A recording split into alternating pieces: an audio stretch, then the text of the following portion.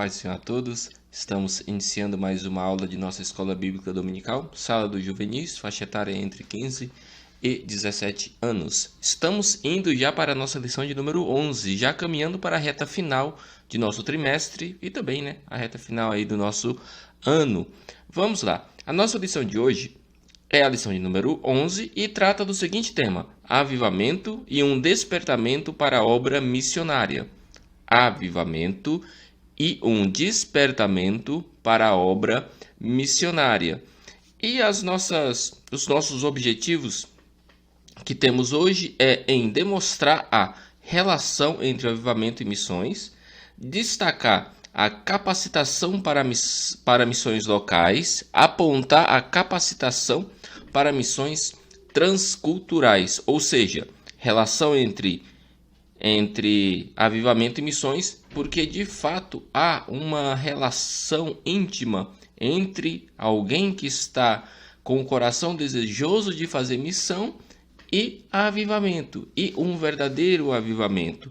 Também iremos destacar aí, repetindo aí, destacar a capacitação para fazer missões locais, missões onde você está, onde eu estou, e apontar a capacitação para missões transculturais, ou seja, não apenas entre quatro paredes, não apenas no meu bairro, mas até fazer missões para fora.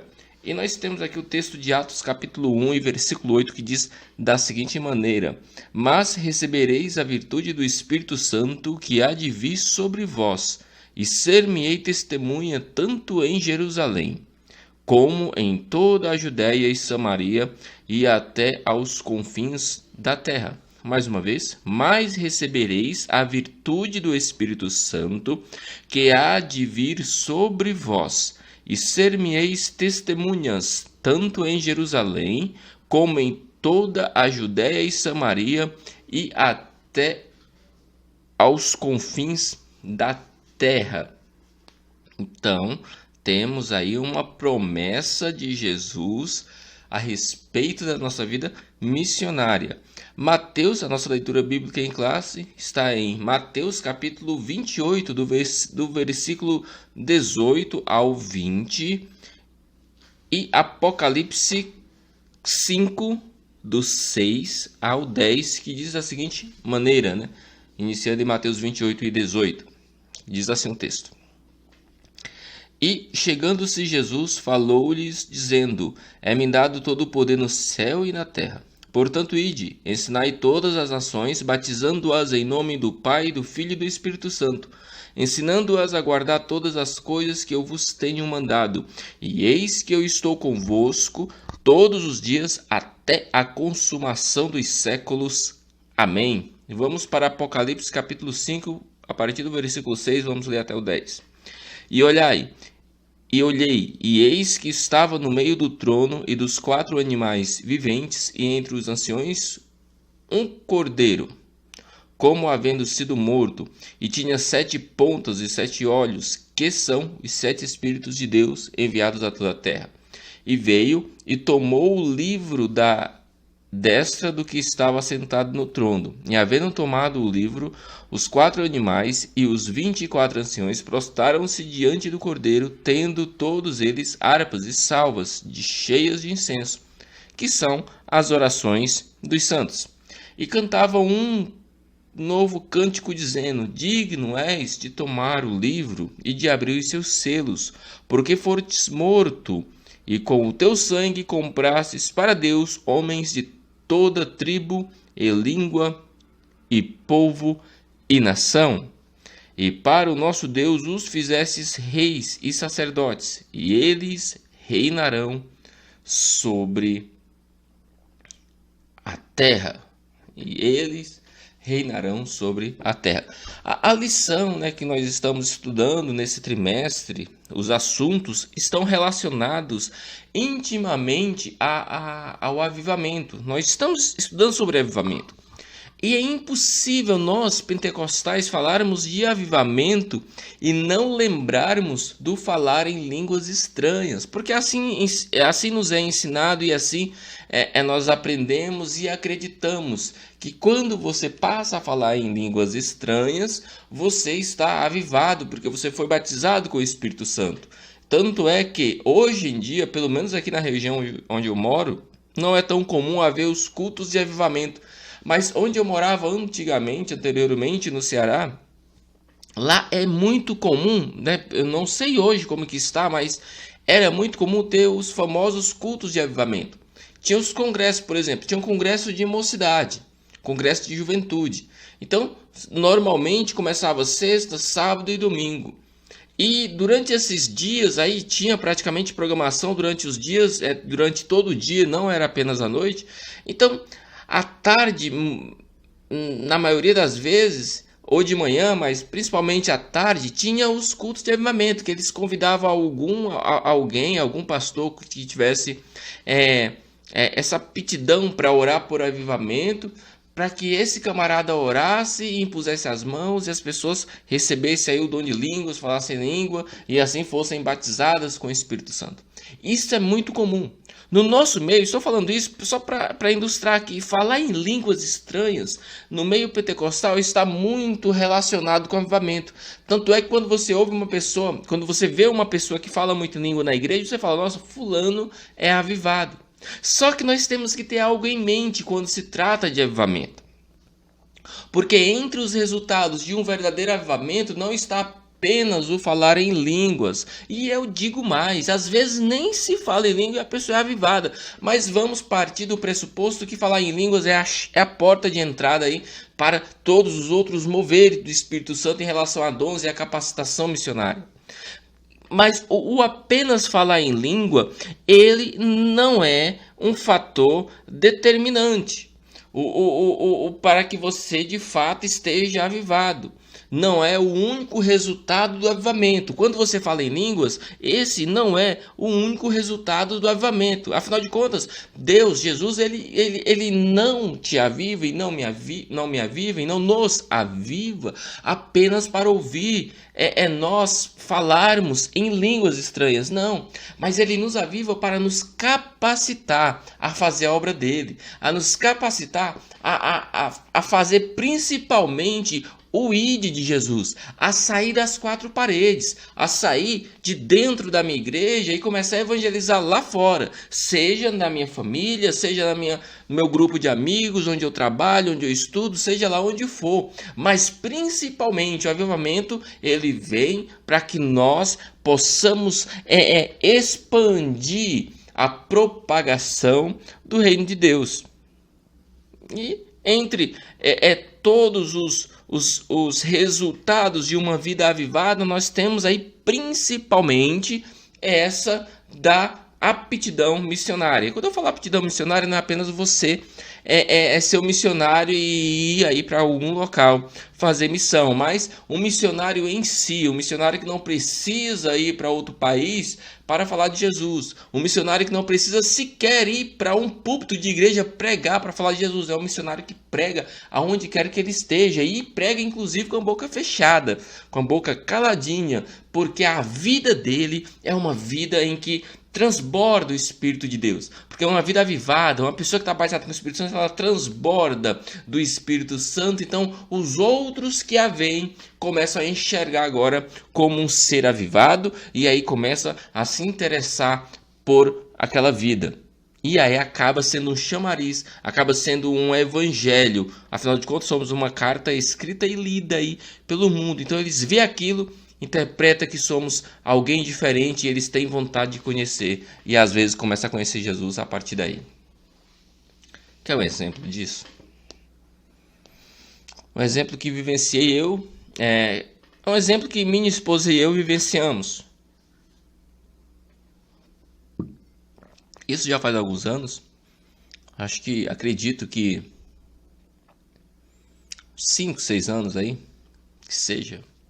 Ou mais até.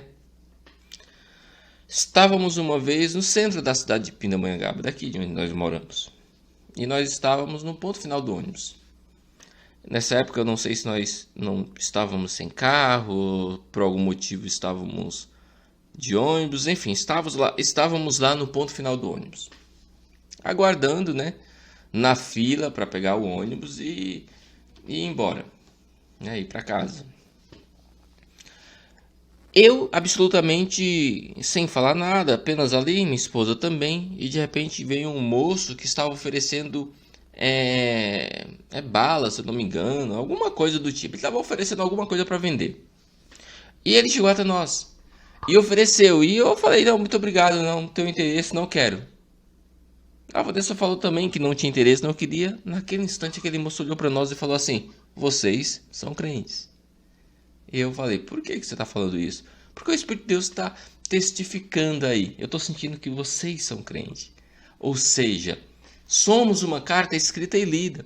Eu não precisei nem abrir minha boca para falar de Jesus para aquele camarada, mas apenas a minha presença ali, ele percebeu.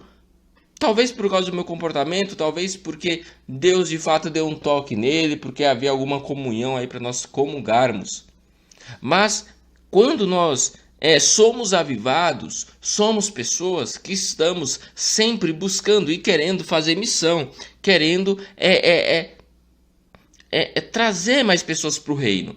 E essa vontade de fazer missão, essa aptidão por fazer missão, ela está intimamente relacionada a uma capacitação que o próprio Deus nos dá para exercermos a missão. Porque há uma questão interessante. Quando nós falamos de missão e falamos de avivamentos, não temos como não falar do movimento pentecostal, porque o avivamento, o batismo com o Espírito Santo, esse avivamento ele é muito mais conversado e discutido no meio pentecostal. E as igrejas pentecostais, de fato, elas são as que mais crescem. Inclusive, há um estudo feito pela Universidade do Sul da Califórnia, eles estudavam basicamente, tentavam entender o porquê que as igrejas evangélicas e pentecostais cresciam tanto. Por que elas cresciam tanto? E fizeram uma pesquisa, e o objetivo dessa pesquisa era justamente entender isso do movimento pentecostal. E aí as conclusões que chegaram são bastante complexas, porque a igreja pentecostal e o crente pentecostal avivado, com Deus na vida, cheio do Espírito Santo, ele tem vontade de evangelizar. Então uma pesquisa, por mais que ela use aí os métodos modernos de estatísticas, ela não vai conseguir mensurar e entender bem o motivo porque as igrejas evangélicas pentecostais tanto crescem. Mas nós não precisamos de pesquisa para entender o motivo, porque as igrejas pentecostais, na nossa igreja Assembleia de Deus, né, na qual estamos aqui, a nossa igreja ela já tem uma vocação, digamos assim, não uma vocação, mas ela já tem um tema, um interesse missionário muito grande. A igreja pentecostal em si, ela vive buscando avivamento. E por ela sempre estar buscando avivamento, as pessoas são com maior facilidade avivadas. E esse avivamento que está no coração da pessoa, quando se trata de um avivamento genuíno e verdadeiro, desperta uma vontade imensa de evangelizar. E quando a pessoa evangeliza, ela ganha mais pessoas para Jesus. E quanto mais pessoas para Jesus ganha, mais a igreja instituição, a igreja física aqui na terra, institucional, mais ela cresce. Daí o motivo pelo qual as igrejas evangélicas pentecostais tanto crescem. Mesmo independente de pesquisa, conseguimos chegar a uma conclusão que nem essa. Então, a nossa igreja tem uma pegada, vamos falar assim, evangelística. Então eu e você, se somos avivados de fatos, somos pentecostais, temos a crença e a convicção de que o Espírito de Deus de fato é atuante atualmente, nós somos agora convidados a evangelizarmos. Somos convidados a evangelizarmos. Mas como evangelizar? Você pode perguntar: se eu não tenho nem capacidade, eu nem sei fazer isso. Eu não sei nem ler a Bíblia direito. Vamos ler aqui? Vamos ler aqui o texto de Atos 1:8, que diz assim, nós já lemos, vamos apenas repetir. Mas receberão poder quando o Espírito Santo descer sobre vocês e serão minhas testemunhas. Sabe o que falta para mim e para você? Sermos evangelistas, pessoas que de fato estamos, não falo evangelista o cargo da igreja, mas evangelista no sentido de levar a palavra. Falta eu e você recebermos de fato uma porção verdadeira e genuína do Espírito Santo. Quando o Espírito de Deus desce sobre nós, vem virtude, vem poder. Então agora eu posso evangelizar. Vem a capacitação da evangelização. Logicamente que eu falo quando que o Espírito de Deus ele capacita, eu não estou aqui desprezando os estudos que você faz, mas é justamente quando você está avivado, o Espírito Santo está te capacitando a fazer missões, ele vai te fazer entender que você precisa ler mais. Lê aqui, ó, lê muito mais as Escrituras, mas também outras literaturas, porque Deus já deu inspiração para outros homens que escreveram a respeito das Escrituras, facilitaram, mastigaram os assuntos para você. Então, quando você é avivado e o Espírito de Deus te capacita a fazer missões, ele te dá essa aptidão a ler mais, a conhecer mais, a entender mais a respeito dos outros povos. O Espírito de Deus, ele se encarrega de te capacitar. E você precisa se encarregar de aceitar essa capacitação e correr atrás e fazer a coisa funcionar.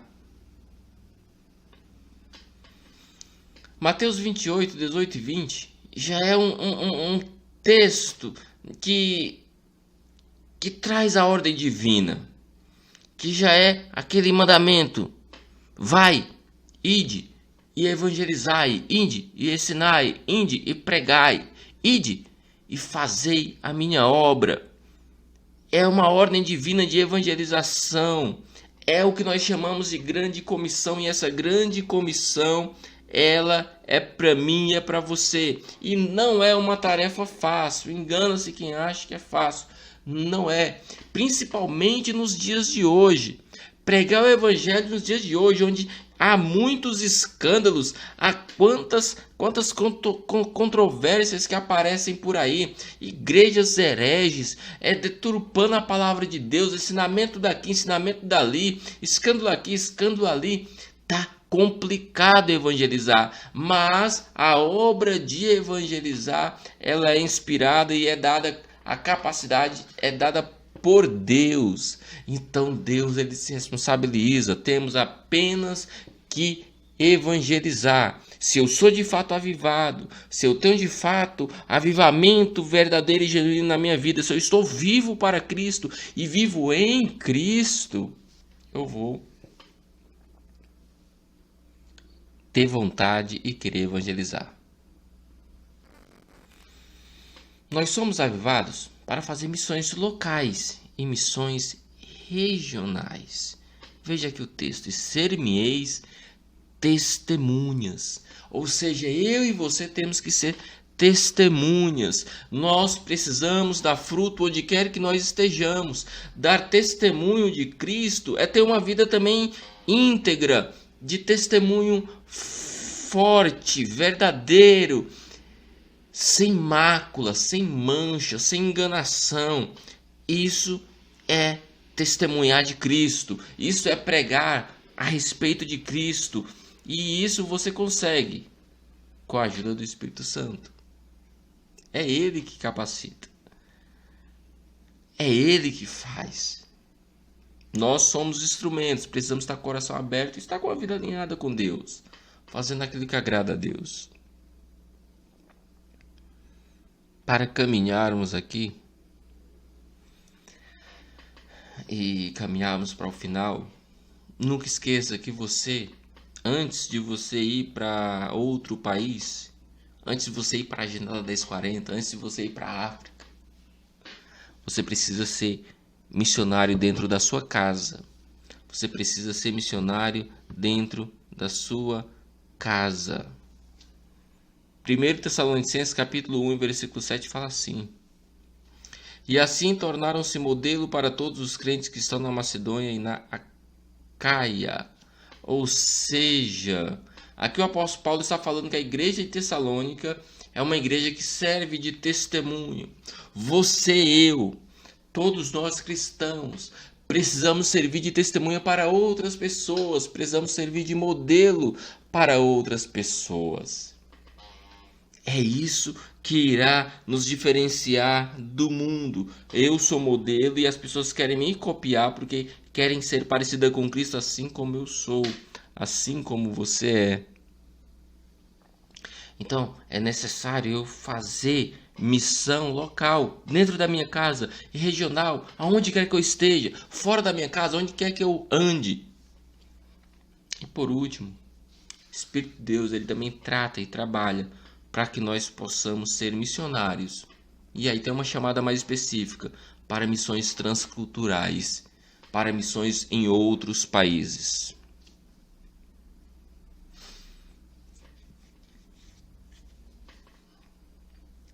Galileia era chamada de Galileia dos Gentios. Por que era chamada de Galileia dos Gentios? Porque lá na Galileia existiam pessoas de várias nacionalidades. Então não tinha apenas o povo judeu, tinha pessoas da Grécia, de Roma e de tantos outros lugares, de tantas outras localidades. Então era chamado de Galileia dos Gentios porque tinha muitos gentios lá, não apenas o povo judeu. E Jesus estava lá exercendo o seu ministério. E a maior parte do seu ministério terreno foi nessa região, na Galileia, chamada de Galileia dos Gentios. Ou seja, Jesus ele estava pregando para várias nações. Então, se Jesus pregou para várias nações, ele quer e ele convida eu e você também para estarmos dispostos a pregar em várias nações. Apocalipse capítulo 5, versículo 9 fala assim, Apocalipse 5, 9. E eles cantavam um cântico novo, tu és digno de receber o livro e de abrir os seus selos, pois fostes morto, e com o seu sangue comprastes para Deus homens de toda tribo, língua, povo e nação. Aqui é Jesus, aqui ó, abrindo o livro lá no Apocalipse, no final de tudo. E todos esses homens, desculpa, que foram comprados de toda tribo, língua e nação, foram evangelizados por alguém.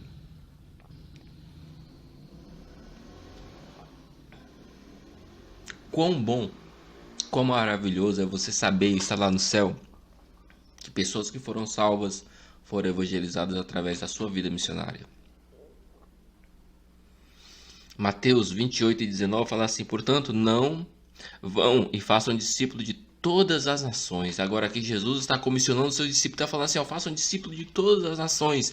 Jesus está chamando os discípulos para fazer missões transculturais. E Jesus hoje ele te chama a fazer missão em primeiro lugar local, aonde você está, dando testemunho ao redor ali, de onde você convive, mas ele também te chama a fazer missões transculturais, missões para outros povos, para povos indígenas, para povos de outros países, de países muitas das vezes que nem aceitam o evangelho, mas talvez você seja o agente de Deus que vai ser usado e vai impactar o local.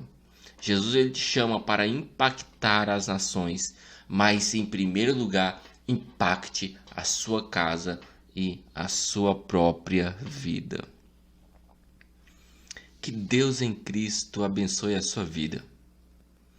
Que a chama do avivamento esteja forte em seu coração e que você faça missão dentro de casa. E que se assim for a vontade de Deus, que você faça missão também fora.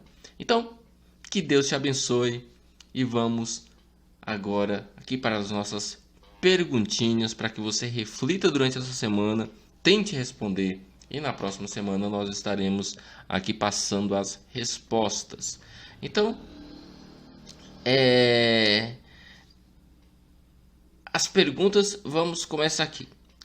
pergunta aqui, vamos para a pergunta que diz o seguinte: apesar das dificuldades para cumprir a grande comissão, qual foi o motivo para o êxito da igreja nessa tarefa? Olha só a pergunta.